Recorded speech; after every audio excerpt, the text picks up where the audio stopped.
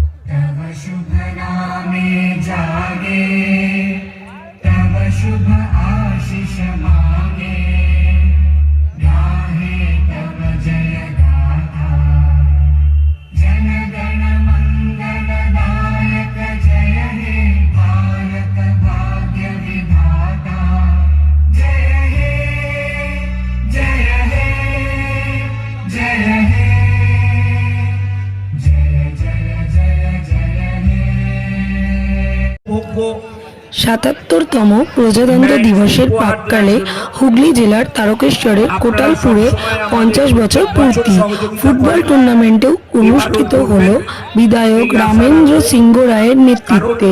Football tournament উপলক্ষে কোটালপুরে বসেছে মেলার আসর।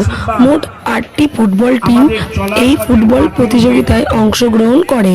অনুষ্ঠানের শেষে দেখা গেল আতশবাজি পোড়ানো, মানুষের মধ্যে দেখা গেল শীতের শেষে এই উৎসবের আমেজে।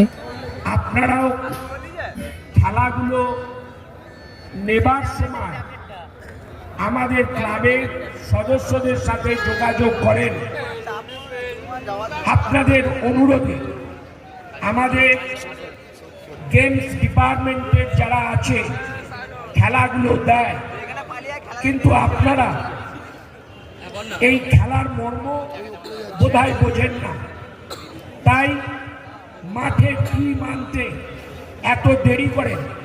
মনে রাখবেন, কোটালপুর বিপ্লবী সংঘ আপনাদের যে টিম মাঠে আনার জন্য প্রত্যেকটা টিমকে ফেয়ার দিয়েছে।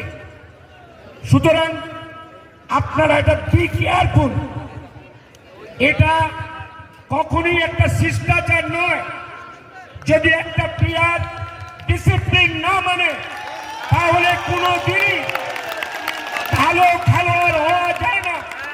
আর একটা কর্মকর্তা তিনিও যদি ডিসিপ্লিন না মানে কখনো একটা ক্লাবকে পরিচালনা করতে পারবেন না। আমার এই ধৃষ্টতা মাফ করবেন, মনোযোগ দিয়ে পরের মাঠে যেন এইরকম জিনিস না হয়, এইটুকু বলে সকলকে ধন্যবাদ জানিয়ে আমি 50তম বর্ষে খেলা সূচনা করার জন্য অনুরোধ করছি।